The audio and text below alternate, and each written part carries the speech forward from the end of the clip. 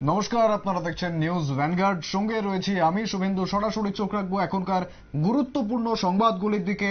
গোটা শহর বর্তমানে জলমগ্ন। শহরের সঙ্গে পাশাপাশি যে সমস্ত জেলা রয়েছে সেই জেলার অবস্থাও ভয়ানক এবং শহরের যে পরিস্থিতি রয়েছে সেই পরিস্থিতি খতিয়ে দেখলেন খোদ মুখ্যমন্ত্রী।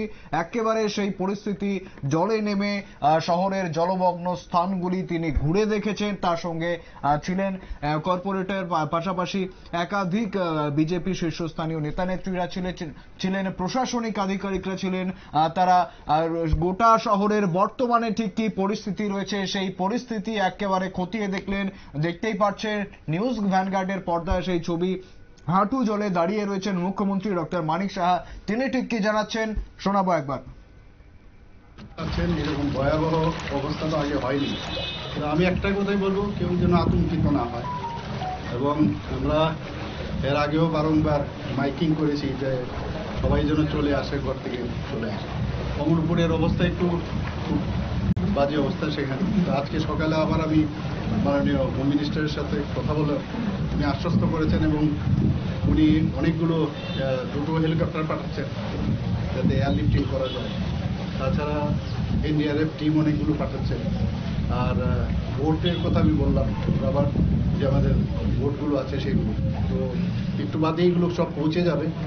তো সবাই সহযোগিতা করছে, আমাদের অ্যাডমিনিস্ট্রেশন সাথে আছে, এবং আমাদের যারা এসডিআরএফ এনডিআরএফ ত্রিপুরাদের দুটো টিম আছে, সবাই মিলে কিন্তু আমরা 24/7 আমরা আছি। আমিও সারা রাত্র ধরে মনিটর করছিলাম। তো এখন তো ঘুমের বিষয় না, তো ন্যাচারাল ক্যালামিটি ভেরি ডিফিকাল্ট না, তো এটাকে তো আমাদের হাতে নেই। তবুও চেষ্টা করছি সব জায়গায়। এখন আবার যাব অফিসে বসে আবার মনিটর করব সব জায়গায় কি কি হচ্ছে। কন্টিনিউয়াস মনিটরিং চলছে। নদীগুলির কেমন অবস্থা? হাওড়া নদী, গোমতী নদী, কোথাও কোনো লিকেজের খবর না? লিকেজ কি নেই। আমার সাথে একটু আগে সেক্রেটারি মহোদয়রা এসেছেন, বাড়িতে এসে কথা বলেছেন যে এটা অ্যাকচুয়ালি লিকেজ না, কিন্তু যেখানে লিকেজ হচ্ছে সেগুলোকে ওরা বন্ধ করছে। মানে এরকম অ্যালার্মিং কিছু না, কিন্তু ডেঞ্জার লেভেলের অনেক উপরে জল যাচ্ছে।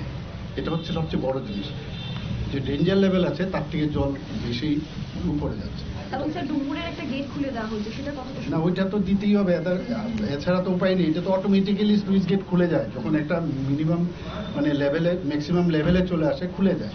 তো এটা খুললে অ্যাটলিস্ট এই দিকের চারিদিকে যখন ছড়িয়ে যায় তো প্রেশারটা কম থাকে। এটা তো সেইভাবেই চলে। স্যার শরণার্থী শিবিরে কতজন মানুষ আছে? আমার কাছে গতকালের যে রিপোর্ট সেটা ছিল প্রায় 30-এর উপরে, প্রায় 34টার মতো আমাদের শিবির ছিল। সেখানে প্রায় 30,000-এর মতো শরণার্থী ছিল, মানে যারা এখানে ছিল। কিন্তু এখন তো আরো বাড়বে, আমি গেলে এখন আরো রিপোর্ট আমি নেব। একেবারে শুনলেন মুখ্যমন্ত্রী, তিনি ঠিক কি জানাচ্ছেন।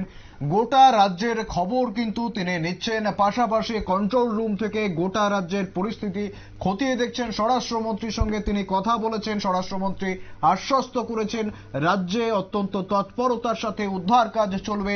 ইতিমধ্যেই আমরা দেখছি সেই তৎপরতা চোখে পড়ছে আমাদের, এবং মুখ্যমন্ত্রীও কিন্তু তেমনটাই জানালেন। ফিরে আসছে একটি বিরতির পর, সঙ্গে থাকুন।